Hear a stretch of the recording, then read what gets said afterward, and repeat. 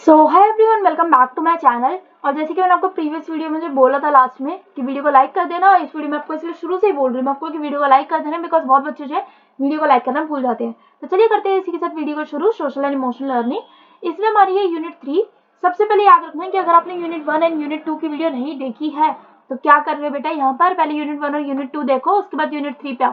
Series से आओ, क्योंकि यार फिर तुम इधर से उधर कंफ्यूज हो रहे होगे कि इस टॉपिक में ये लिख दिया, इस टॉपिक में वो लिख दिया। तो unit 1, unit 2, unit 3, unit 4 important question answer की वीडियो मैं आपको पहले ही प्रोवाइड कर चुकी हूँ।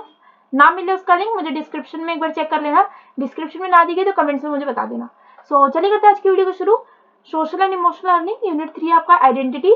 Self image, status, self worth, digital identity, मतलब एक टाइप से डिजिटली जो है ये सारी आइडेंटिटी कैसी है। तो सबसे पहले आपका आ जाता है यहाँ पे identity, self image, status, self worth.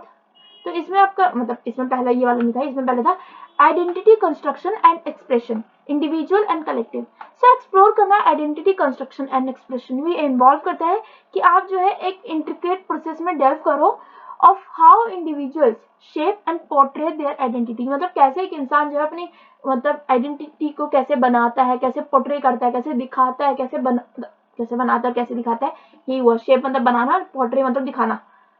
ये यूनिट जो है वो एंकरेज करती है पार्टिसिपेंट्स को कि वो रिफ्लेक्ट करें ऑन द फैक्टर्स जो कि कंट्रीब्यूट करते हैं to their sense of self, मतलब कि अपने बारे में कंसीडरिंग देयर पर्सनल एक्सपीरियंस, कि उनका अपना पर्सनल एक्सपीरियंस क्या रहा है, प्रायर एक्सपीरियंस क्या रहा है, कल्चरल इन्फ्लुएंस, कि उनका कल्चर बेस पे हो सकता है। भाई कल्चरल एंड इन्फ्लुएंस बहुत सारे होते हैं यार, तो वो मैं आपको एग्जाम्पल तो नहीं दूंगी इसमें क्योंकि फिर हो सकता है बायस्ड एग्जाम्पल हो जाए। Then we have societal expectations, कि सोसाइटी की एक्सपेक्टेशन के बारे में मैंने आपको एक एग्जाम्पल बताया था यूनिट 1 में ही, दैट इज की सोसाइटी का एक्सपेक्टेशन होती है कि बच्चा जो है वो अच्छा बिहेव करे, या एक सोसाइटी की सबसे बड़ा क्या रहता है कि मैरिज जरूर होनी चाहिए। अगर तुमने शादी के लिए मना कर दिया, अरे शादी के लिए मना कर दिया, तो ये एक सोसाइटल एक्सपेक्टेशन ऐसी रहती है। तो सोसाइटल एक्सपेक्टेशन में वही रहता है कि भाई सोसाइटी एक्सपेक्ट करती है तुम्हें अच्छा बिहेव करो, रिस्पेक्टेबल हो, तुम किसी से बुरा बिहेव मत करो, शादी करो, क्योंकि भाई यार मेरे को ऐसा लगता है मैं इसी बारे में ज्यादा बोलता हूँ, बट ठीक है। और है एक्टिविटीज जो है वो इंक्लूड करती है स्टोरी टेलिंग, आर्ट प्रोजेक्ट्स और ग्रुप डिस्कशंस, जो कि एम करते हैं at unravelling the complexity of individual identity formation. तो ये एक्टिविटीज जो है जिसमें क्या होता है स्टोरी टेलिंग, मतलब आपको स्टोरी टेलिंग मतलब मॉरल वैल्यू सिखाना, बच्चों को मॉरल वैल्यू सिखाते हो, कैसे सिखाते हो, स्टोरी टेलिंग से ही, जी कि भाई शेयरिंग इज केयरिंग, या फिर wash your hands before eating, ये सब कुछ ऐसे सिखाते हैं स्टोरी टेलिंग से। दिन में भी आर्ट प्रोजेक्ट्स, बच्चे की फाइन मोटर डेवलपमेंट, यार फाइन मोटर डेवलपमेंट मैं तुम्हें बता रही हूँ, मैं आपको बता देती हूँ। फाइन मोटर डेवलपमेंट होता है कि बच्चे की छोटी हड्डियों का विकास होना, मतलब बच्चे की स्मॉल मसल्स का ग्रोथ होना या फिर डेवलप होना। और जो कि हम कहते हैं कि छोटी छोटी हड्डियां कहाँ होती है, आपकी उंगलियों में, जो आपकी मसल्स होती है ना, जैसे आपकी थाइज में, आपके लेग्स में, ये आपकी मसल्स होती है। पर आपकी जो पैरों की उंगलियां है, हाथों की उंगलियां, ये क्या है, छोटी छोटी मसल्स है। इसके अलावा क्या है, उसके अलावा क्या है, और ग्रुप डिस्कशन, मतलब कि ग्रुप डिस्कशन होता है ना, नहीं नहीं भाई तू सही बोल रहा है, हाँ हाँ सर मैं इसको सपोर्ट कर, नहीं नहीं सर मैं तो इसको सपोर्ट कर ही नहीं रहा। तो ये सारी चीजें रहती है, इससे आपकी एक आइडेंटिटी फॉर्म होती है। क्या ये हो सकता है, आप जैसे कहते हैं ना एक ग्लास है कि या तो आधा भरा है या तो आधा खाली है, कई लोग देखते हैं उसको आधा खाली, कई नहीं बहुत सारे लोग देखते हैं उसे आधा खाली है ये, पर बहुत ही कम लोग देख पाते हैं कि हाँ यार ये आधा भरा है, मतलब कि भरा है, मतलब कि पॉजिटिव इंसान है। और इसके अलावा क्या हो गया यहाँ पे आपके पास, एडिशनली अंडरस्टैंड करना कलेक्टिव एस्पेक्ट्स को ऑफ आइडेंटिटी, ये इन्वॉल्व करता है कि आप रिकॉग्नाइज करो अपनी और दूसरे की वैल्यूज को, नॉर्म्स को एंड ट्रेडिशंस को within a group, fostering a sense of belonging and cultural awareness, accepting and valuing oneself, मतलब कि प्रमोट करना सेल्फ एक्सेप्टेंस को, सेल्फ वर्थ को, ये एक फंडामेंटल एस्पेक्ट है of social and emotional learning. Accept सबसे पहले एक्सेप्ट करना, एक्सपेक्ट मैं बोल सकती हूँ कई बार इसमें, तो याद रखना एक्सेप्ट करना एंड वैल्यू करना अपने आप को, ये बहुत ज्यादा इंपॉर्टेंट रहता है, जिसमें कि मतलब एक्टिविटीज होती है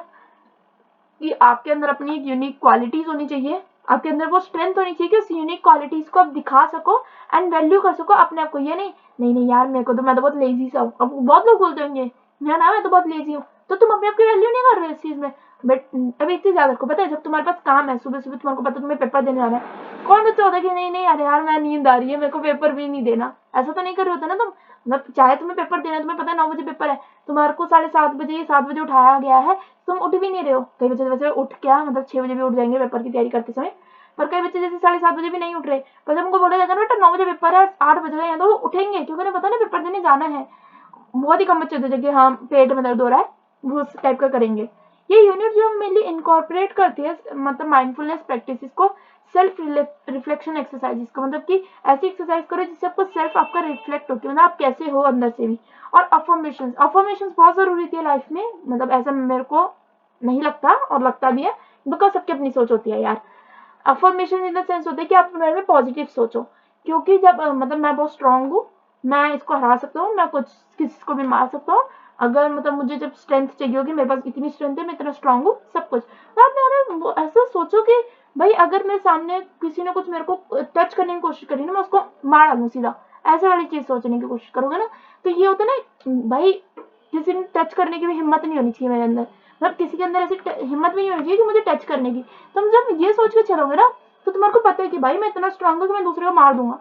पर जब तुम्हें पता नहीं यार, अगर दूसरे ने कर दिया कुछ तो मैं तो मार ही नहीं पाऊंगा, मैं तो कुछ कर ही नहीं पाऊंगा, तो उस समय क्या रहेगा कि आप जो है ना अपनी ही वैल्यू नहीं कर पा रहे हो, अपनी ही मतलब अपने आप को एक तरह से कहते हैं ना डिमोटिवेट कर रहे हो, या फिर अपने आप को आप डिग्रेड कर रहे हो, जैसे कि नहीं नहीं यार मैं नहीं कर सकता।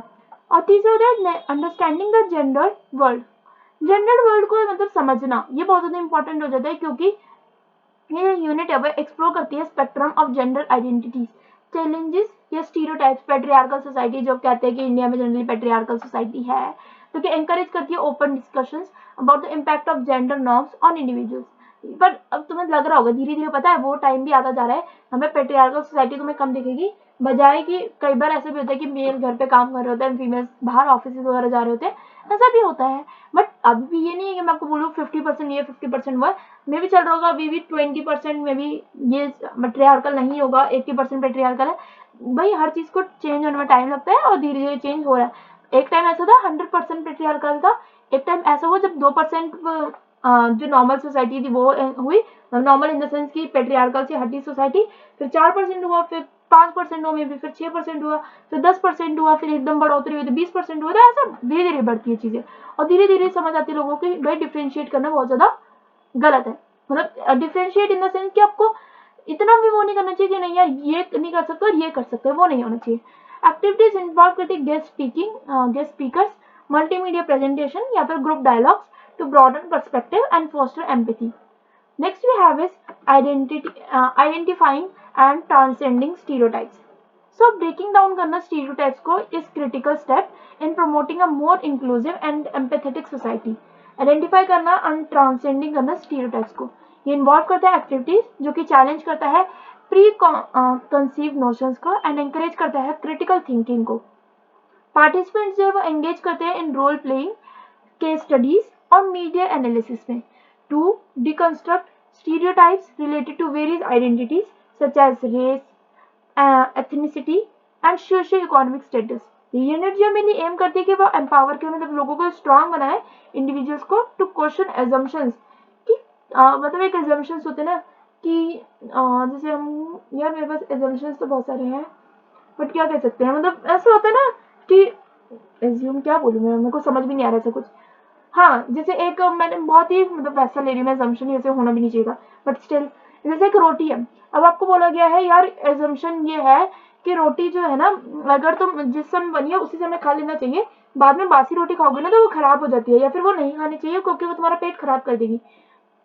बट तुम ये क्वेश्चन भी कर सकते हो, ये एजम्पशन है क्योंकि, तो तुम ये क्वेश्चन भी कर सकते हो उसमें कि भाई क्यों ऐसा गलत, ये तो गलत भी तो हो सकता है, क्योंकि हमारे जो पुराने बुजुर्ग वगैरह थे वो क्या करते थे, जो भी रोटी वगैरह बचती थी वो बाद में छाछ वगैरह में डाल देते थे और उसे खा लेते थे। या फिर कई बार तो ये भी होता था कि भाई कहते हैं कि गैस की उतरी हुई डायरेक्ट रोटी नहीं खानी चाहिए, क्योंकि गैस पे अगर तुम रोटी बनी और तुमने 10 मिनट के अंदर अंदर में खा ली तो तुम्हारे पेट में गैस बन जाएगी, ये भी होता है। तो वैसे तो थोड़ा अजीब से एजम्पशन है, बट हाँ एजम्पशन तो है ही है। या फिर एक है फॉस्टर एम्पैथी, मतलब लोगों के अंदर एम्पैथी बढ़ाना, मतलब लोगों के साथ एम्पैथी इन द सेंस होता है लोगों की हेल्प करना है when they are in need and contribute to dismantling harmful stereotypes in both personal and societal contexts.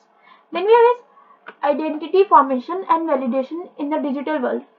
ये एक एरा है, मतलब एक एरा में जो कि डोमिनेटेड है बाय द टेक्नोलॉजी। अंडरस्टैंड करना identity formation and validation in the digital world is crucial. ये यूनिट जो है एक्सप्लोर कर रहा है कि हाउ जो डिजिटल प्लेटफॉर्म जो है वो इन्फ्लुएंस करते हैं आइडेंटिटी एक्सप्रेशन को, सेल्फ एस्टीम को एंड इंटरपर्सनल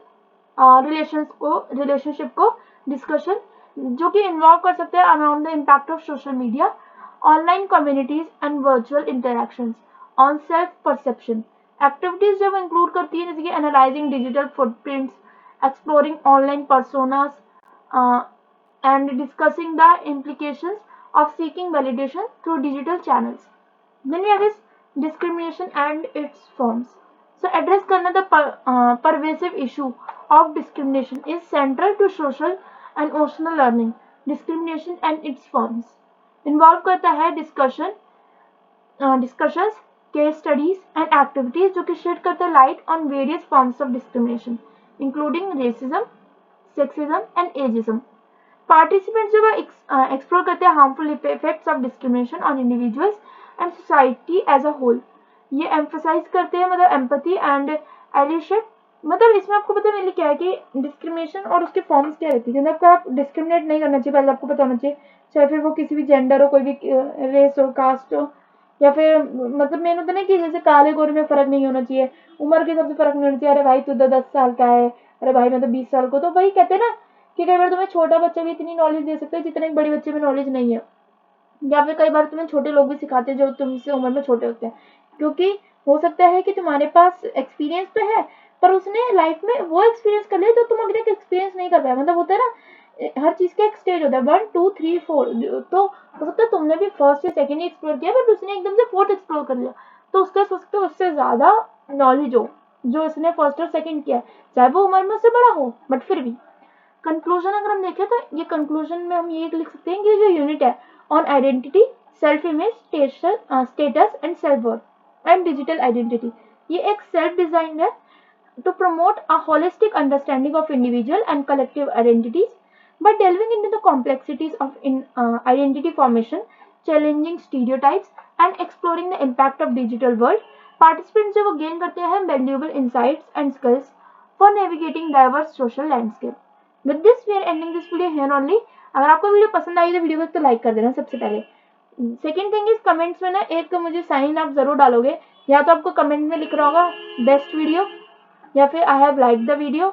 लाइक मतलब लाइक दिस वीडियो, या फिर कुछ भी लिखो यार बट कमेंट में कुछ तो लिख ही दो। और दूसरा मेन इंपॉर्टेंट थिंग है, मुझे ये देखना है कितने बच्चे जो है वीडियो पूरी देखते हैं। तो जब आप ये वीडियो जो है आपकी अब कंप्लीट हो गई है, आपने यहाँ तक अगर वीडियो देखी है, अब आपको ये लिखना है कि जब आप इस वीडियो को देख रहे हो तब इस चैनल का सब्सक्राइबर काउंट कितना है। इस वीडियो का आपका टारगेट ये है, पिछली वीडियो का टारगेट भी मैंने आपको दिया हुआ था, देखना अगर तुमने पिछली वीडियो पूरी नहीं देखी तो वहां पे भी एक टारगेट था तुम्हें मिला हुआ था। इस वीडियो में आपको ये बताना है कि जब आप ये वीडियो देख रहे हो उस समय सब्सक्राइबर काउंट इस चैनल का क्या है।